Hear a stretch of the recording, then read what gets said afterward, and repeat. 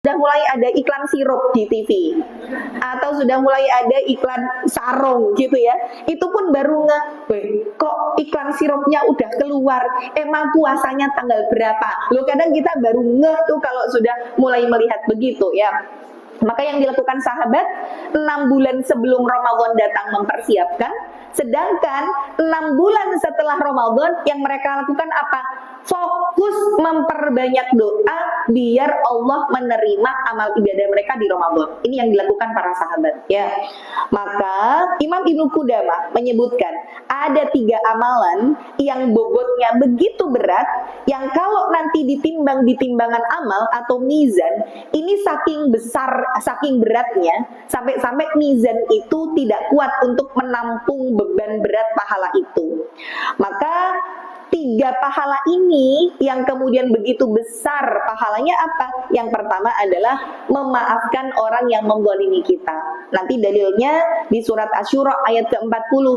Wa man afa wa aslaha fa ajruhu 'ala Allah.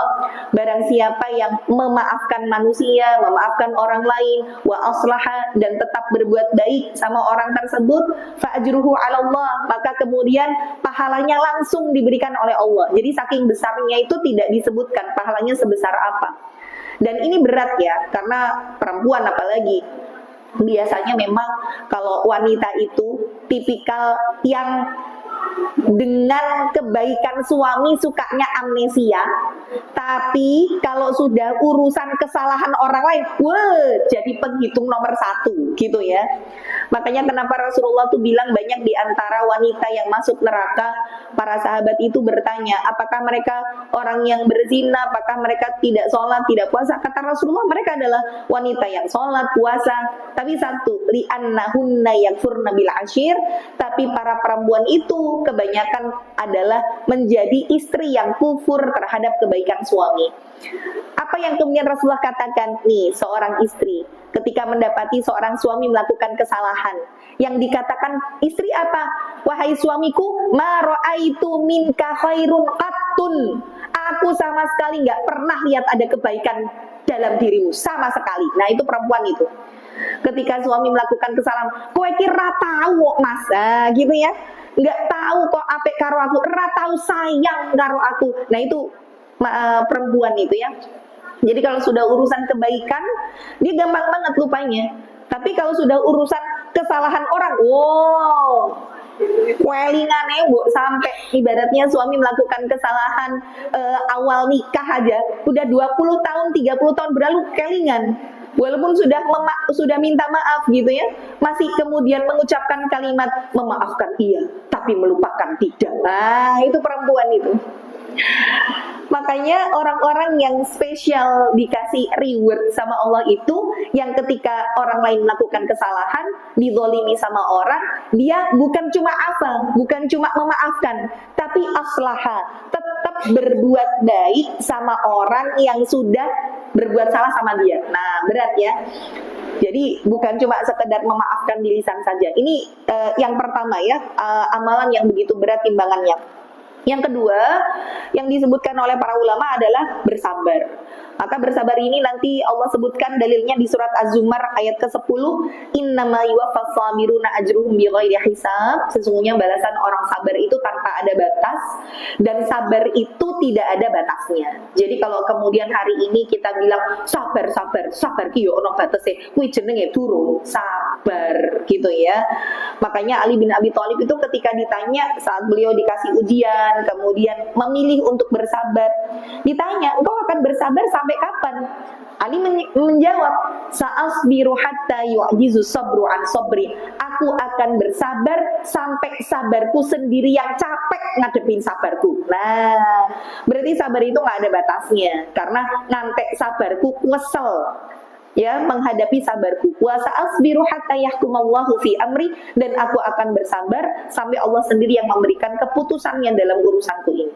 Ini pahala yang kedua. Dan yang ketiga adalah berpuasa ya, karena di dalam hadis qudsi di mana Allah kemudian di dalam hadis qudsi itu hadis yang diriwayatkan langsung oleh Allah ya, di mana Allah katakan di situ asyamuli wa ana ajzi bihi, puasa itu untukku maka aku sendiri yang akan membalas dari balasan orang yang berpuasa. Jadi amalan yang lain yang besar pahalanya itu seringkali Allah jelaskan. Misalkan kayak tadi, sholat fajar pahalanya lebih besar daripada dunia seisinya.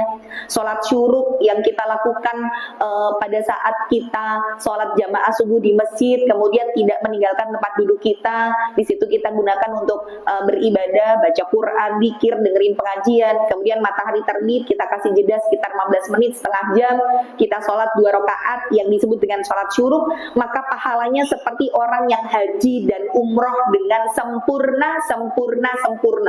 Loh, pahala haji umroh aja bisa kita dapatkan dengan sholat syuruk. Itu sebesar itu tuh Allah kasih spill gitu ya, Allah kasih bocoran gitu. Tapi khusus untuk puasa itu Allah sembunyikan pahalanya saking gedenya. Tapi yang menarik ya teman-teman, dalam masalah puasa, itu nanti diperhatikan kalimatnya. Kadang kita kalau misalkan lagi puasa, karena bahasa Arab sekarang sudah banyak yang familiar kita gunakan, ketika kita dikasih makanan terus kita puasa, kadang kita bilang maaf saya sedang puasa. Bilangnya biasanya saya sedang saum atau saya sedang siam. Saya saum atau saya siam. Nah, kebanyakan orang menggunakan kata saum. Padahal antara saum sama siam itu dua hal yang berbeda. Perhatikan di dalam hadis, kalimat puasa yang Allah balas langsung tanpa ada tanpa ada perantara malaikat, saking besarnya pahalanya, itu menggunakan kata siam. Asyamuli, bukan asaumuli, asyamuli wa ana ajzi bihi. Al-Baqarah 183, ya ayyuhalladzina amanu kutiba alaikumus siyam, dan bukan kutiba alaikumus saum. Apa bedanya saum sama siam? Nah, ini nanti dipelajari juga di fikih insyaallah, kalau kemudian di pekan depan ada fikih ya, belajar bagaimana siam itu. Saum, Allah katakan dalam surat Maryam, ketika kemudian ibunda Maryam melahirkan Nabi Isa, kemudian beliau di situ bernazar untuk tidak berbicara kepada siapapun, maka beliau katakan, inni nadartu lirrahmani sauma falan ukallimal yauma insiya. Aku bernadar kepada Allah untuk melakukan saum. Kalimatnya bukan siam, tapi melakukan saum, puasa. Apa puasanya ibunda Maryam? Falan ukallimal yauma insiya. Hari ini aku tidak akan berbicara kepada satupun manusia yang ada. Maka puasa itu yang disebut dengan saum ketika kita menahan diri dari sesuatu tapi masih melakukan sesuatu yang lain. Ibunda Maryam puasa, tapi puasanya puasa ngomong, tapi masih makan, masih minum. Ini namanya saum. Jadi kalau misalkan ibu-ibu dietnya apa? IF, intermittent fasting gitu. Apa nggak makan sama sekali? Nggak makan, tapi masih boleh minum air putih, teh dan kopi tanpa gula. Nah, itu puasa juga, tapi namanya saum, bukan siam. Karena menahan dari sesuatu, tapi di satu sisi masih melakukan sesuatu yang lain. Nah, yang Allah minta dari kita bukan saum, Bu. Yang Allah minta siam. Ya, kutiba alaikumus siyam, asyamuli. Berarti puasa yang Allah minta dari kita bukan cuma sekedar nahan lapar dan haus. Karena banyak orang yang puasa itu cuma dapat lapar dan haus, tapi nggak dapat pahala. Kenapa? Karena pahalanya rusak. Apa yang membuat pahala rusak? Dan ini banyak orang nggak paham. Maka Rasulullah kemudian bersabda lagi, asyamu junnatun. Puasa itu bisa jadi perisai. Pakainya kalimat siam lagi. Maka kalau puasa itu, kata Rasul, fala tarfud wala tashab wala tajhal. Jangan kamu ngomong kasar, jangan ngomong jorok yang mengakibatkan kepada hawa nafsu, wala tajhal, dan jangan melakukan hal-hal yang tidak ada manfaatnya. Karena ini tidak akan membatalkan puasa, tapi merusak dari pahala puasa. Dan banyak orang nggak ngeh dengan itu. Kita itu, Bu, banyak banget, apalagi di fikih, nanti kebanyakan orang fokusnya pada hal yang membatalkan. Kalau ngirup fresh care batal nggak? Kalau kurek kuping batal nggak? Kalau nangis batal nggak? Orang fokusnya batal, batal, batal. Bahkan ketika anak kita yang lagi belajar puasa, terus dia kelaparan, haus, nangis, bukanya masih lama, sampai kita takut-takutin, jangan nangis, nanti nek nangis posone batal gitu ya. Padahal ibu tuh nyebar hoax itu ke anak-anak. Silakan cari di buku fikih manapun, nggak ada bu yang bisa membatalkan puasa. Menangis sudah ada itu, menangis membatalkan puasa. Nah, maka banyak orang fokusnya di sesuatu yang membatalkan. Padahal batal itu masih lebih ringan daripada rusak. Kenapa? Lah nek batal, kita masih bisa makan minum. Lah nek rusak, udahnya lapar, haus, pahala nggak dapat kan gitu ya. Makanya siam itu bukan cuma menjaga, menahan diri dari hal yang membatalkan, tapi yang berpotensi merusak dari pahala puasa kita. Nah, yang merusak pahala puasa kita apa? Yang sering kali kita nggak tajahal atau melakukan hal-hal yang nggak ada manfaatnya. Contoh, biasanya kalau kita punya anak laki, kalau puasa hobinya tidur.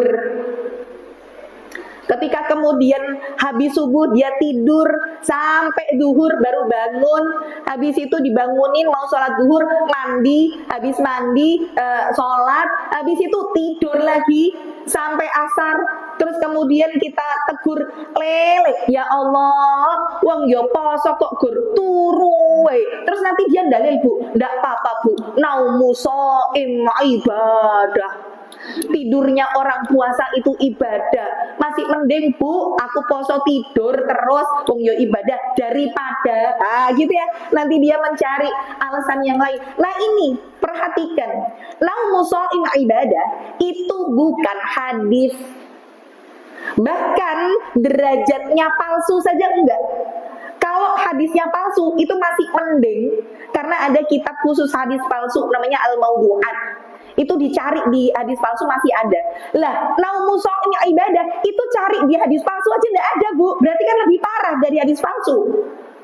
Itu hadisun la aslan lah, hadis yang tidak ada asal muasalnya. Nggak tahu itu omongan muncul dari siapa. Tidurnya orang puasa ibadah, akhirnya dijadikan sebagai sebuah pembenaran kalau puasa itu tidur aja nggak apa-apa, ya dapat ibadah.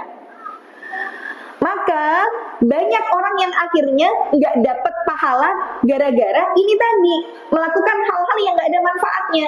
Kalau laki biasanya sukanya tidur terus. Nek punya anak remaja, rata-rata untuk membunuh waktu itu drakor. Bahkan banyak mama-mama muda tuh yang masih begitu, maraton nonton drama Korea. Apalagi kalau pagi-pagi suami sudah berangkat kerja, anak sudah sekolah, dia nggak masak, kajian banyak yang libur, akhirnya maraton itu nonton drakor. Apalagi satu judul itu minimal berapa? 16 episode lah sekitaran. Nah itu kalau satu episode 1 jam, dia sudah nyetel dari jam 8 pagi ya, atau Netflix-kan lah kalau sekarang ya, Netflix apalagi lah sekarang dengan adanya kayak gitu ya. Nah TikTok-kan kalau sekarang ya, scroll TikTok, nonton YouTube dan lain sebagainya. Ini memang tidak membatalkan puasa kita, bu, tapi berpotensi merusak dan kita nggak dapat apapun. Wala'iyadzubillah, kita sekedar dapat saum tapi tidak dapat siam. Makanya Rasulullah bersabda, rubba min shaimin. Banyak banget kalimat menggunakan rubba itu saking sesuatu yang jumlahnya banyak, bahkan mayoritas. Banyak banget dari orang berpuasa tidak dapat pahala apapun dari puasanya kecuali cuma illal ju' wal atash, kecuali cuma dapat lapar sama haus toh. Makanya ibu-ibu dari sekarang tolong banget sudah mulai bikin planning di Ramadan. Mungkin yang punya usaha kue kering, yang punya usaha jahitan baju, jangan sampai kita iktikafnya di dapur, iktikafnya di mesin jahit, dan akhirnya kita lalai dari ibadah. Kita cuma sekedar dapat saum, eman-eman. Ya, maka ini pahala yang saking gedenya Allah rahasiakan. Rasulullah suatu ketika beliau naik ke atas mimbar pada saat itu akan haji wada. Tiba-tiba begitu naik ke atas mimbar, beliau mengatakan amin 3 kali, amin, amin, amin. Para sahabat di situ heran, ini Rasul tuh mengaminkan apa? Mengaminkan siapa? Karena nggak ada orang yang dilihat. Akhirnya sahabat ini bertanya kepada Rasul, "Amma aminta ya Rasulullah, yang kau aminkan itu apa ya Rasul?" Kemudian Rasul mengatakan, "Baru saja Jibril datang kepadaku, dia berdoa dan aku aminkan apa yang menjadi doanya." Nah ini menarik karena biasanya yang doa manusia, yang mengaminkan malaikat. Makanya kalau kita berdoa, man wafaqa ta'minahu ta'minal malaika, doa kita kemudian diaminkan sama malaikat, barengan nih, dosa kita diampuni, doa kita dikabulkan. Tapi yang menarik, ini yang doa malaikat, yang mengaminkan Rasul gitu ya. Maka kemudian Rasul menjawab, barusan Jibril datang kepadaku, dia berdoa tiga-tiganya untuk kecelakaan. Dan aku aminkan apa yang menjadi doa kecelakaan itu. Apa yang didoakan Jibril? Yang pertama, man adraka abawaihi, barang siapa seseorang yang dia punya orang tua, sudah sepuh, sudah tua renta, fala yadkhulul jannah, tapi bisa-bisanya nggak masuk surga. Padahal pintu surganya itu Allah hadirkan di rumahnya. Birrul walidain itu pintu surga yang paling indah, yang letaknya di tengah. Bisa-bisanya ada anak yang punya orang tua masuk surga, nggak bisa. Maka didoakan kecelakaan sama Jibril, celaka nih orang yang kayak begini. Dan Rasul bilang amin. Ini yang pertama. Yang kedua, yang diaminkan sama Rasul apa? Kecelakaan bagi seseorang yang ketika disebut nama Rasulullah Sallallahu Alaihi Wasallam dan tidak ikut bersolawat ke atasnya. Makanya sepelit-pelitnya orang itu yang dia nggak mau ngucapin solawat. Jadi orang Arab itu kalau lagi marah-marah gitu ya, diingatkan shollu ala nabi. Oh dia mau semarah apapun, oh sholli ala Muhammad gitu, karena nggak mau didoain celaka sama Jibril ya. Ini yang kedua. Yang ketiga, man adraka Ramadan falam yughfar lahu, yang dikasih kesempatan buat ketemu bulan Ramadan, tapi bisa-bisanya selesai Ramadan dosanya tidak diampuni. Tapi banyak yang kayak begitu. Kenapa kok bisa sampai didoakan kecelakaan sekarang, Bu? Kalau misalkan kita mau belanja, ada flash sale, tanggal kembar, tanggal cantik 1122 misalkan ya, kita kelewat di hari itu, ya wajar, orang cuma flash sale-nya sehari doang.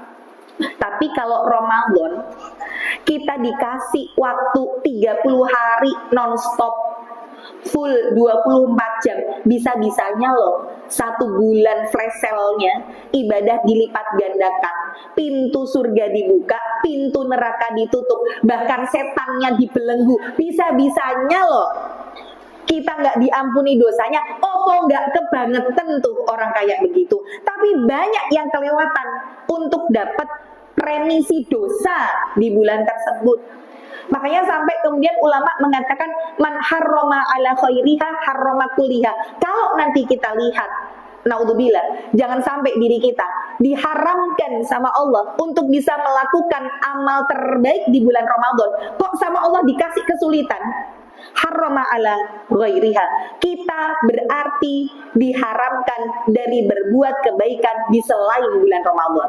Patokannya gini, Bu. Kalau bulan Ramadan yang memang para sahabat itu sampai diliburkan kajian supaya setiap individu bisa memperbanyak interaksi dengan Al-Quran, entah itu qiraah, entah tilawah, entah belajar, tadabbur, tahsin dan lain sebagainya. Interaksi dengan Al-Quran itu disarankan pada saat bulan Ramadan. Kok bisa-bisanya di Ramadan yang bulannya Al-Quran kita sekedar sekali aja hatam nggak mampu? Jangan kira kita di 11 bulan selain Ramadan bisa hatam Quran. Tidak akan mungkin. Orang kalau diharamkan dari berbuat kebaikan di bulan Ramadan, maka dia 11 bulan selain Ramadan pasti akan diharamkan dari berbuat kebaikan itu. Kok ada orang yang sholat terawihnya nggak disiplin, terus dia ngerasa bahwa Allah terawih juga cuma sunnah, kalau kita nggak terawih kan kita nggak dosa, misalkan gitu. Ada orang yang terawihnya nggak disiplin saat bulan Ramadan, pasti di 11 bulan selain Ramadan tahajudnya berantakan, pasti itu, Bu. Ada orang yang harusnya di Ramadan itu Rasulullah kemudian beliau adalah orang yang dermawan dan lebih dermawan lagi di bulan Ramadan. Kok ada orang bulan Ramadan pelit, cetel, metitil, Apalagi di hari lain, gak akan dia bisa keluar untuk bisa sedekah. Itu patokan. Ya, maka kita ini sama Allah dikasih kesempatan satu Ramadan berbeda saja. Ada kisah ketika Rasulullah kemudian ditanya, ada salah seorang sahabat namanya Thalha bin Ubaidillah. Tiba-tiba sahabat Thalha ini bermimpi. Di dalam mimpinya itu melihat ada dua orang sahabat yang dulu dia kenal sebagai orang yang bestinan gitu ya. Masuk Islamnya bareng, puasa, sedekah, sholat. Ini amalnya 11-12. Karena biasanya Bu, yang namanya teman dekat, teman akrab itu amal ibadahnya mirip gitu ya. Karena almar'u ala dini khalilihi. Seseorang itu berdasarkan agama teman dekatnya. Jadi kalau kita pengen tahu orang ini sifatnya gimana, lihat aja akrabannya sama siapa. Itu karakternya sama itu.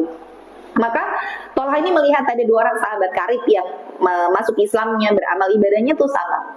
Cuma bedanya temannya yang satu ini meninggalnya 1 tahun sebelumnya karena gugur di medan perang sebagai seorang syahid fisabilillah. Sedangkan yang satu lagi ini masih hidup sampai tahun berikutnya dan meninggal karena sakit. Kemudian sahabat Thalha ini mimpi mereka berada di depan pintu surga. Tapi herannya yang dipanggil pertama sama pintu surga untuk masuk justru yang meninggalnya terakhir, bukan yang meninggalnya duluan. Padahal yang meninggal duluan ini matinya syahid, yang kedua ini matinya sakit. Tapi kok bisa masuk surganya lebih duluan nih daripada yang pertama. Akhirnya sahabat Thalha ini bertanya kepada para sahabat, kok bisa ya, heran dia. Tapi para sahabat tuh nggak bisa menemukan jawaban itu. Sampailah kemudian ke telinga Rasulullah. Fabalagha dzalika ilan Nabi. Kemudian Nabi bertanya kepada Thalha, "Ma yu'jibuka ya Thalha?" Terus yang bikin kamu heran apa? Kemudian sahabat Thalha ini cerita, begini-gini heran ya Rasul. Maka Rasul mengatakan, bukankah sahabat yang terakhir meninggal ini sempat bertemu dengan 1 kali Ramadan?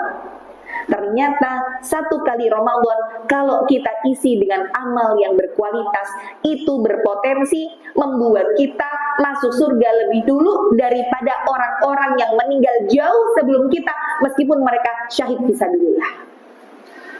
Itu beda 1 Ramadan. Kita ini kan umat Rasulullah sebenarnya sama Rasul sudah dikasih ancer-ancer ya. Inna a'maru ummati baina sittin wa sab'in. Umur umatku itu antara 60 sampai 70. Itu ancer-ancer. Sedangkan para orang-orang terdahulu yang hidup sebelum Rasul kayak Nabi Nuh alaihi salam itu umurnya 1650 tahun. Dulu tuh orang tidak disebut abid, ahli ibadah kalau ibadahnya belum mencapai 1000 tahun. Lah kita ini sudah cuma 60 sampai 70, dihitungnya baru dari akil balik, itu pun amal kita banyak cacatnya, banyak yang nggak berkualitas, mau ngaji pakai HP kadang ke distract sama WA yang masuk gitu ya. Lagi sholat subuh aja kepikiran nanti habis ini aku mau ngapa gitu. Kalau orang zaman dulu ibadah ya benar-benar fokus, nggak ada media sosial, nggak ada HP gitu. Nah kalau sekarang kita mau ibadah aja ujiannya banyak banget, padahal umur kita terbatas. Maka saking sayangnya Allah sama umatnya Rasul, sampai kita dikasih bulan yang ini kalau kemudian kita lakukan amal terbaik bisa menyaingi dari orang-orang yang jauh sebelum kita ada dan mereka dikasih hidup bisa sampai ribuan tahun. Betapa sayangnya Allah sama kita ya. Maka beda 1 Ramadan itu menentukan nasib kita di akhirat. Jangan main-main dengan Ramadan, karena Allah nggak pernah main-main dalam menciptakan kita ya. Maka apa yang harus kita lakukan menjelang datangnya Ramadan? Yang pertama adalah perbanyak taubat dan istighfar. Kenapa memperbanyak taubat dan istighfar? Karena beban dosa yang kita bawa sampai kita masuk Ramadan itulah yang akan menghilangkan kenikmatan kita di ibadah. Kenapa kok orang berat baca Quran? Kenapa orang berat tarawih? Kenapa orang berat puasa? Karena dosanya masih terlalu banyak yang dia bawa. Maka kalau sudah kita mau memasuki bulan Ramadan di Sya'ban ini, memperbanyak taubat dan istighfar, jangan campurkan antara keimanan dengan kesyirikan. Sebagaimana yang banyak sekali dilakukan oleh orang-orang Jawa dengan tradisi-tradisinya. Banyak tradisi Jawa ini yang tidak sesuai dengan tuntunan. Contoh misalkan, entah itu, saya jadi ingat ya beberapa tahun yang lalu, mama saya ketika mau Ramadan itu biasalah suka belanja gitu ya. Waktu itu belanja ke pasar Kadipolo. Nah, untuk mempersiapkan buat sahur sama buka. Tiba-tiba pulang dari Kadipolo tuh bilang sama saya dengan terheran-heran karena setiap orang yang jualan di pasar, baik jualan daging, jualan buah, jualan sayur, itu ada jualan ketan kola apem. Kok aneh ya, masa di pasar semua orang tuh ada stok ketan kola apem, ketan kola apem. Tanya sama saya, maksudnya apa? Saya ingat, saya dulu belajar tentang bagaimana Islam itu masuk ke Pulau Jawa. Jadi para wali songo itu untuk memperkenalkan akidah Islam, diperkenalkan dengan cara yang mudah diterima, dengan tradisi. Harapannya, kalau kita sudah melakukan tradisi itu, tahu asal muasal akidah atau sumbernya seperti apa, dengan kita belajar Islam yang benar, akhirnya kita tinggalkan tradisi, kita kembali kepada akidah yang benar. Tujuan aslinya begitu. Tapi sekarang orang justru meninggalkan akidah, menghidupkan tradisi. Nah, ini yang harus kita luruskan. Jadi ternyata ketan kola apem itu berasal dari bahasa Arab. Dari kata apa? Khotoan kola afwan. Ketan itu dari kata khotoan, artinya berbuat salah. Kola dari kata kola artinya berkata, apem dari kata afwan, maaf.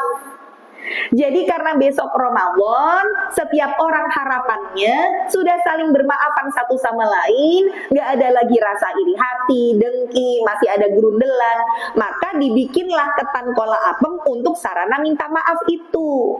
Padahal filosofinya, ini kalau kita masih punya tanggungan sama manusia, diselesaikan supaya masuk Ramadan sudah hilang semua kotoran yang ada di hati.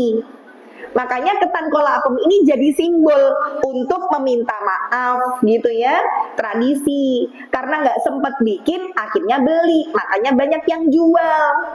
Kalau di Jogja, ketan kola apem itu malah digantungkan di depan pintu. Ya, masuk pintu itu wes digandul kayak gitu ya, sebagai tanda bahwa ini loh si tuan rumah sudah membuka pintu maaf sebesar-besarnya untuk siapapun yang di situ masuk ke rumahnya minta maaf dan sebagainya. Nah, ini yang harus kita luruskan, bukan membenarkan sebuah kebiasaan, tapi membiasakan kebenaran. Bukan kemudian kita menghidupkan tradisinya, tapi kemudian kita kembali kepada sumber akidahnya gitu loh. Ya, jadi memang sebenarnya ritual maaf-maafan di bulan Sya'ban juga tidak ada. Tapi boleh untuk kita lakukan sebagai sarana supaya kita membersihkan hati. Jangan sampai kita masih bawa dosa. Yang dosa itu akhirnya membuat nikmat kita di ibadah jadi hilang. Karena nggak akan bisa berkumpul bersatu antara dosa sama maksiat, itu nggak bisa. Mata kita ketika sering melihat hal-hal yang Allah haramkan, misalkan nih, ada ibu-ibu yang seneng banget ngelihat media sosial cowok-cowok ganteng, atau mungkin seneng sama orang Korea tadi, ini ganteng, pasti akan Allah cabut nikmat ketika memandang suaminya, pasti itu. Akhirnya ngelihat suaminya, jelek aku delok bojoku, begitu akhirnya. Bosen delok kue terus mas ning omah, seneng aku. Kenapa Allah cabut kenikmatannya ketika memandang yang halal? Karena sudah terbiasa untuk memandang seseorang yang haram. Makanya supaya Allah mengembalikan nikmat kita di ibadah, hilangkan dosa-dosa itu dengan taubat dan istighfar gitu ya. Mungkin tradisi tadi ketan kola apem. Yang kedua, biasanya juga banyak dilakukan nyadran, ziarah kubur. Ya, saya sampaikan, Ibu, ziarah kubur itu di dalam Islam boleh. Tapi ketika kita ritualkan di hari-hari tertentu, bahkan di bulan tertentu, ini menjadi tidak sesuai dengan syariat. Ziarah kubur itu asal muasal hukumnya apa? Haram. Asal muasal hukumnya loh ya. Karena Rasulullah kemudian bersabda, kuntu nahaitukum an ziyaratil kubur. Tadinya aku haramkan kalian untuk ziarah kubur. Kenapa? Karena kesyirikan pertama terjadi di muka bumi itu ada pada saat orang ziarah kubur. Syirik pertama itu pada zamannya Nabi Nuh alaihi salam.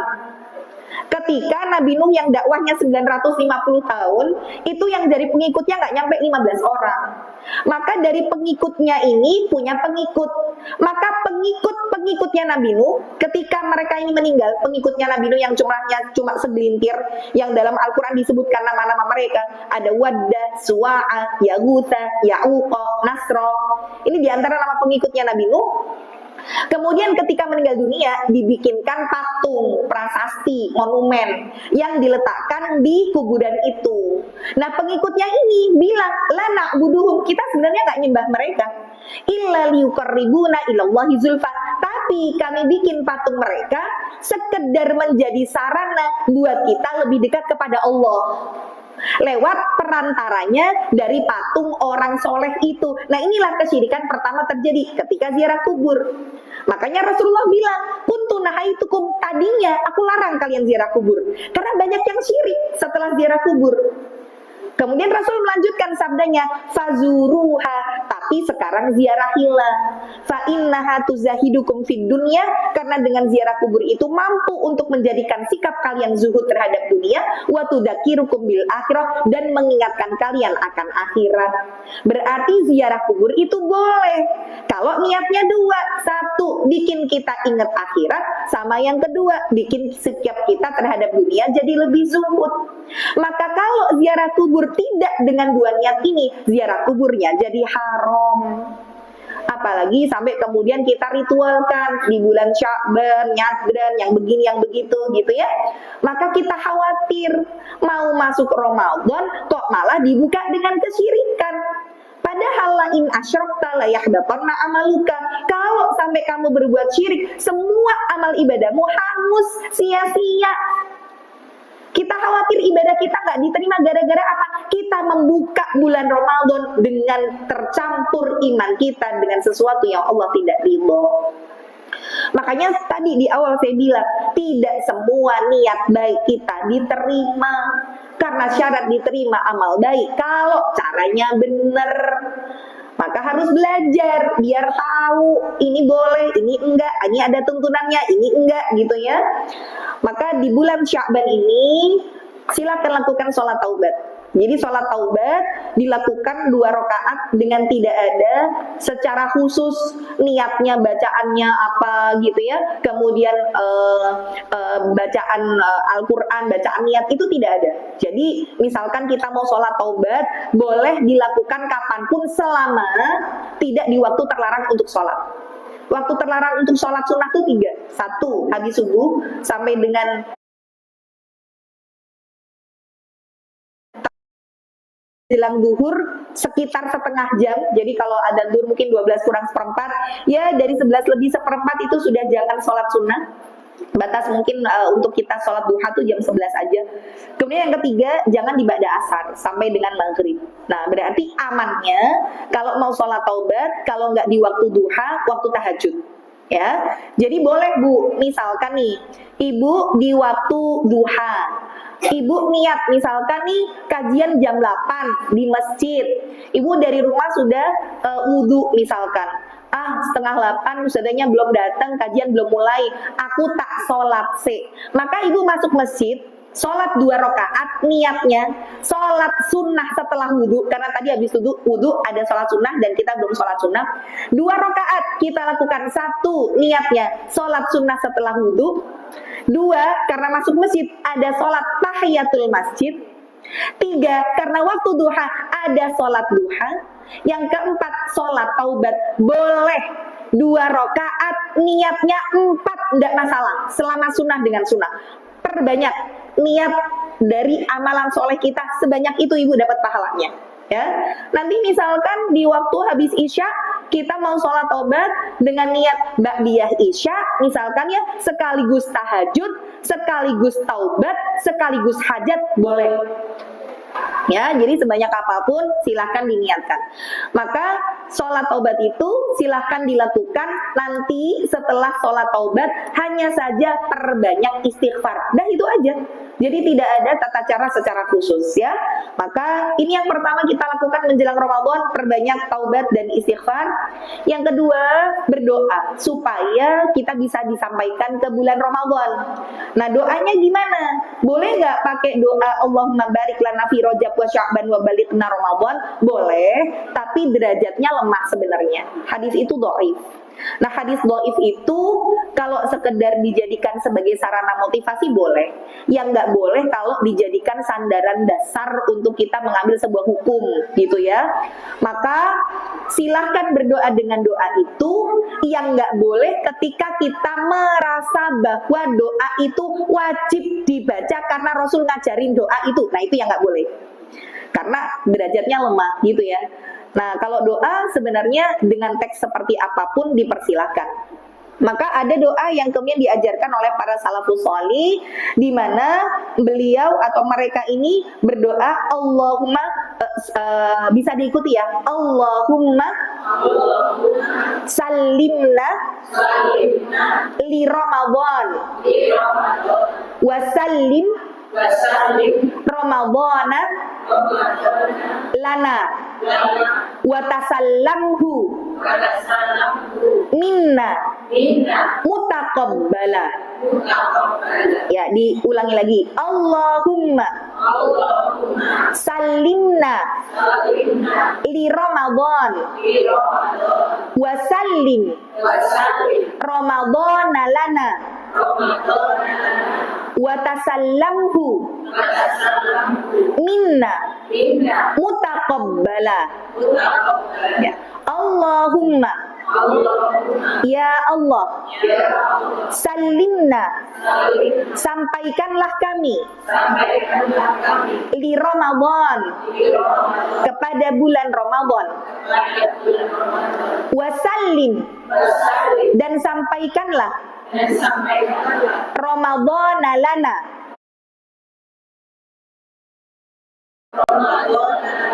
Ramadan untuk kami, wa tasallamhu minna mutaqabbala, dan terimalah amalan kami di dalamnya. Iya, ini doa yang diajarkan salafus sholih supaya kita bisa untuk bertemu sampai di bulan Ramadan dan diberikan kemudahan untuk bisa melakukan amal terbaik dan diterima. Maka